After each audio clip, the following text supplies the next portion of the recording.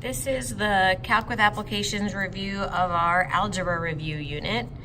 The first problem says write the expression without a denominator. Really it's just say without a variable in the denominator, because when we get to this one, we're still going to have a coefficient with the denominator.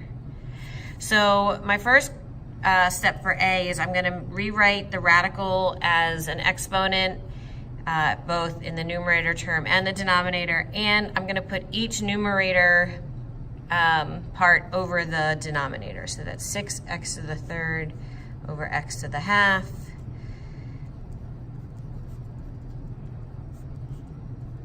And the cube root becomes 1/3. And then we can simplify each individual term by subtracting the exponents. So 3 minus a half is 5/2. 1 minus a half is a half. And then 1/3 minus a half. You can use your calculator. And I'm going to leave that as x to the negative 1/6 because I don't want a denominator, so I'll leave that negative. We'll do the same thing in B.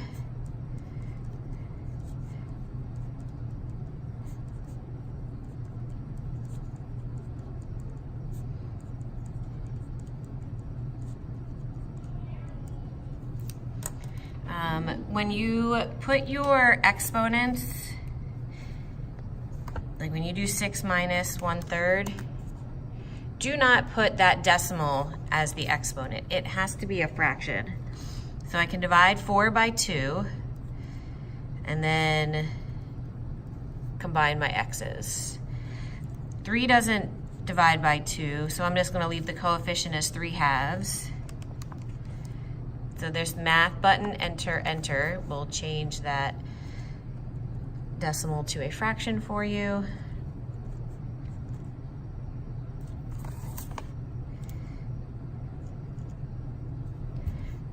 And we are done with number 1. Number 2 says use long division.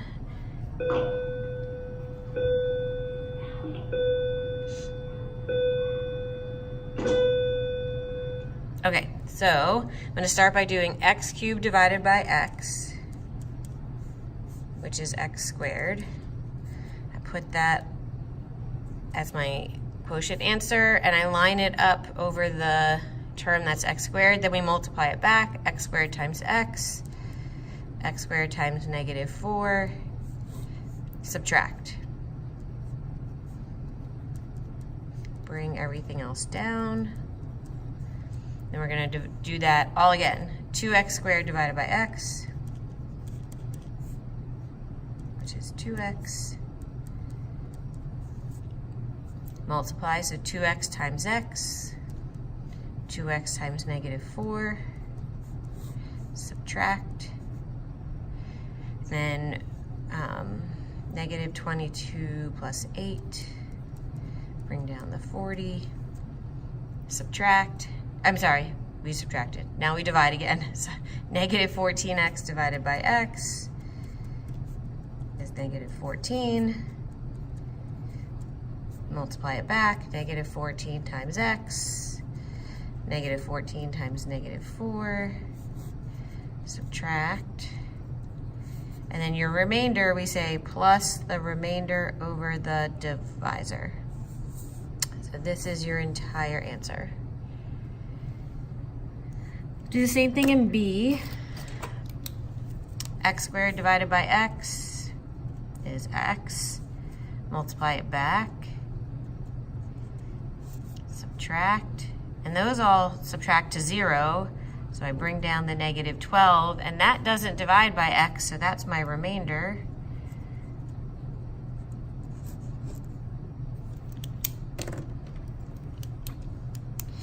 All right, in 3, state the transformations. Sorry about that shadow, that's the arm of the phone holder. Okay, so for 3, before I talk about anything with A, I have to factor out that negative on the x because that changes your transformation left or right. So this negative in the front is reflect over the y-axis because it's multiplied on the x. This plus 4 is left 4, and this plus 1 is up 1. I have nothing to factor in b. The negative leading coefficient is reflect over the x-axis. The minus 2 is right 2, and the minus 3 is down 3. All right, factoring. Have to look for a greatest common factor first. And these all share a 3x squared.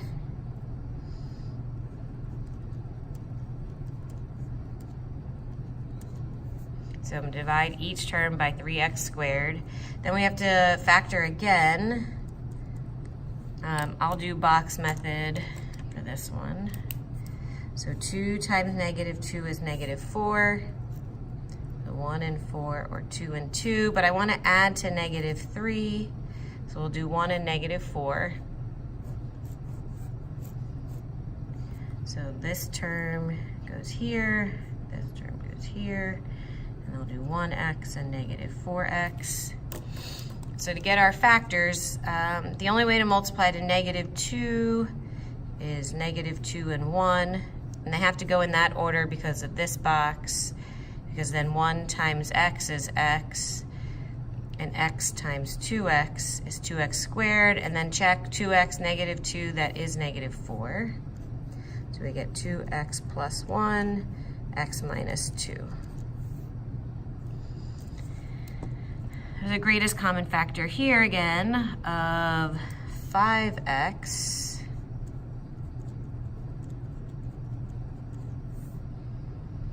For this one, I'll split the middle.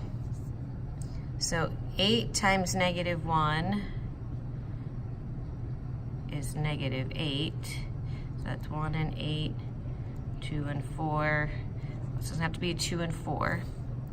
So 5x has to stay. So I'm going to split this negative 2x to be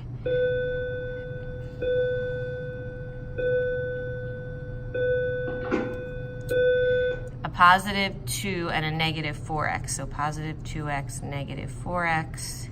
If you're a box method person, these are the diagonal that you put here. Then we're going to regroup it with the greatest common factor of each part. So 8x squared and 2x share a 2x. And then I need the second part here, the second grouping, to match the first to be able to regroup it. So what can this be divided by to get that left over as a factor is a greatest common factor of negative 1. So then we regroup it. We take the 2x and the negative 1 as a factor, and the 4x plus 1 as the last factor.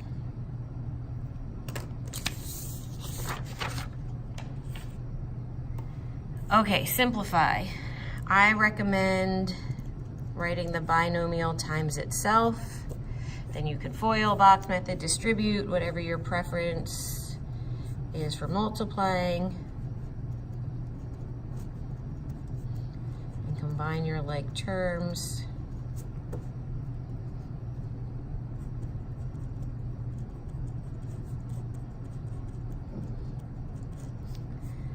4x squared times 4x squared is 16x to the 4th.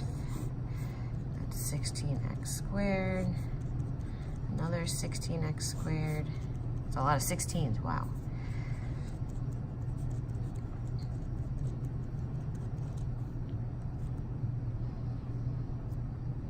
Okay, rationalized means eliminate the square root from the denominator. So we are purposely going to multiply by the conjugate of the denominator. So negative here means I pick a plus for the other binomial. If you multiply on the denominator, you also have to multiply in the numerator so that you're really multiplying by a factor of 1, and you're not going to change the value of the original problem. So in the numerator, x times that irrational number is just x times that irrational number. The denominator, the whole purpose of picking the conjugates is so that when we multiply them together, the radical terms that are in the middle are going to cancel out. So I will show my complete multiplication work the first time. What we're doing is this times that. So FOIL, box method, distribute, your preference. 3 times 3 is 9. 3 times 5 root 2 is 15 root 2. Negative 5 root 2 times 3 is negative 15 root 2. And then negative 5 root 2 times positive 5 root 2 is negative 25 root 4, which is 2. So what you can see is that this 15 root 2, negative 15 root 2 add to 0. So then this, and this is negative 50. So you have 9 minus 50 as the denominator.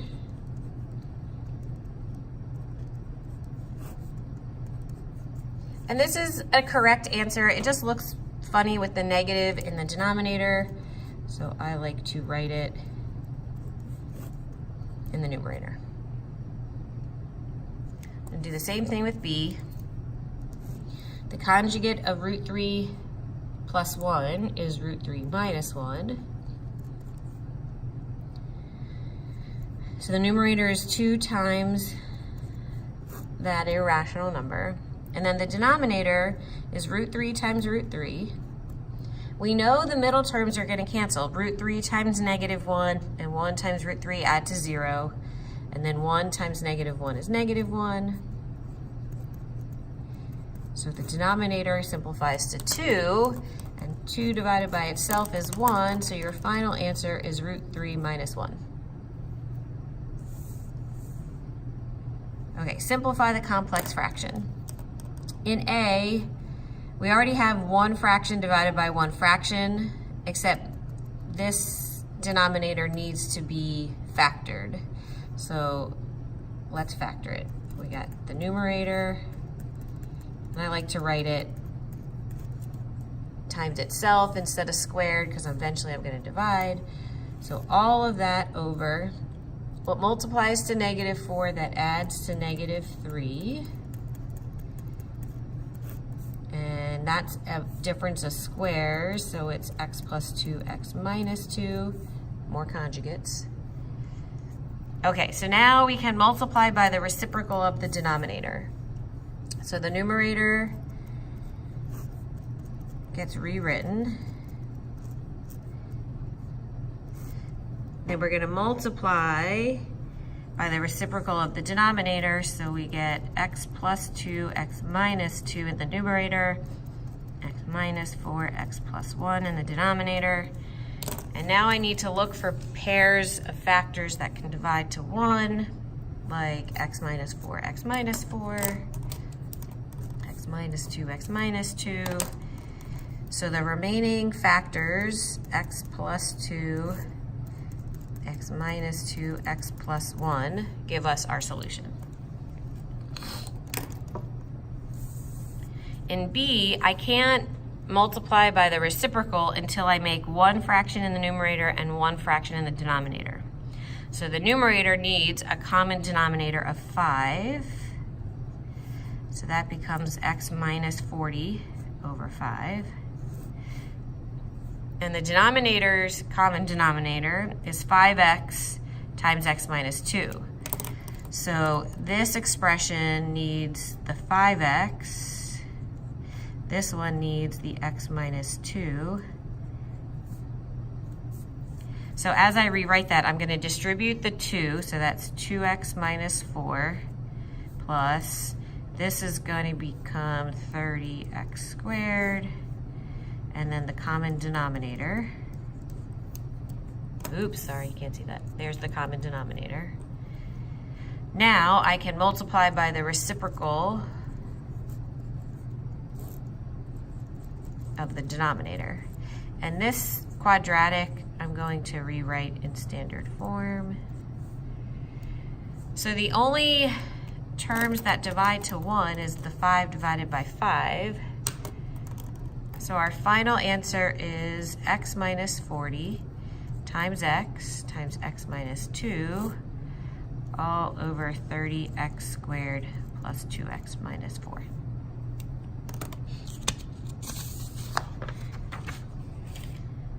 All right, number 8, simplify properties of exponents. So for this one, I think it's easier to simplify inside first, and then we will deal with the outside exponent. So to simplify in the inside, we subtract exponents to divide. 2 minus 1 is x to the first. Negative 4 minus negative 1 is negative 3. 9 minus 3 is 6. Then when you have an exponent to an exponent, you multiply. And then all those negative exponents move to the denominator for our final answer. Now B has a has a lot of steps. So first I'm going to simplify the numerator and denominator individually. So we're going to keep that the same. So this is an exponent to an exponent. So we're going to multiply them. And then in the denominator, this negative is like a negative 1 out here. So negative 1 squared is positive 1. A to the first squared is a squared. B to the 8th, C to the negative 2. Then I'm actually still going to simplify inside before we handle this last exponent. 5 minus 2 is 3. Negative 2 minus 8 is negative 10.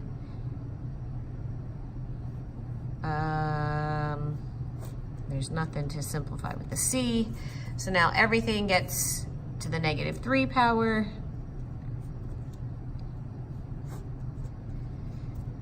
And lastly, this A needs to move to the denominator.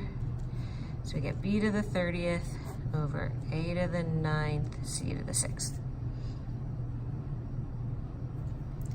Okay, for 9, to rewrite the radical in the denominator, we are going to multiply by the conjugate of the numerator. So it's the opposite but similar process as we did for rationalizing.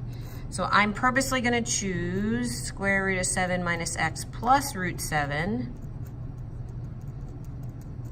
to multiply in the numerator and denominator.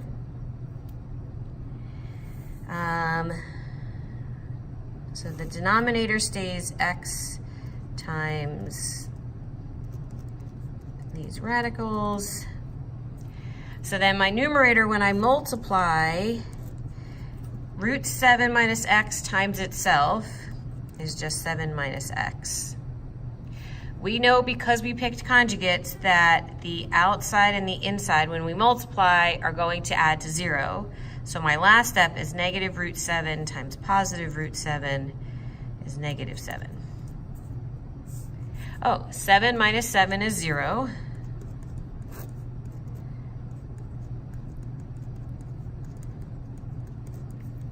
And then the x's can divide.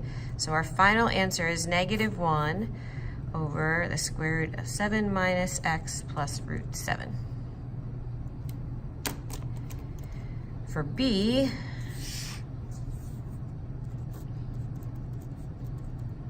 I'm just rewriting the problem. We are going to multiply by the square root of x minus 1 minus root 3.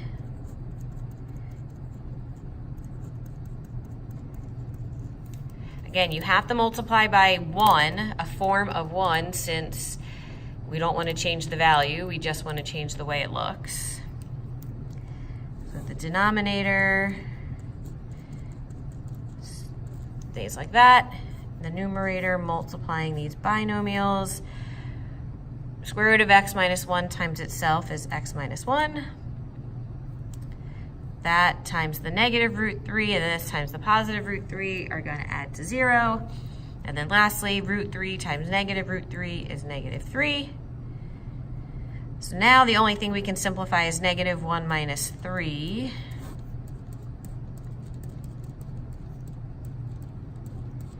And our final answer is x minus 4, because that's a binomial by itself, and then x times that conjugate from the beginning. You may not divide these x's because this x is attached to the negative 4. All right, last but not least, factor. So first I think, is there a greatest common factor? No. Then I look, it's a binomial, so is this a difference of two perfect squares? Yes. So that can factor to conjugates of 2x plus 11 and 2x minus 11. Because 2x squared is 4x squared and 11 squared is 121. For B, is there a greatest common factor? Yes, they both share a 2. But I'm not done. I have to check and see if this binomial keeps factoring. It does. It is the difference of two squares. So I can make it 3x plus 5, 3x minus 5. And then lastly, for C, there's no greatest common factor. It is a binomial, but it's not the difference of two squares, it's the sum. So because it's not the difference of two squares, it doesn't factor. So you can say doesn't factor, doesn't work, prime, NA, just don't leave it blank.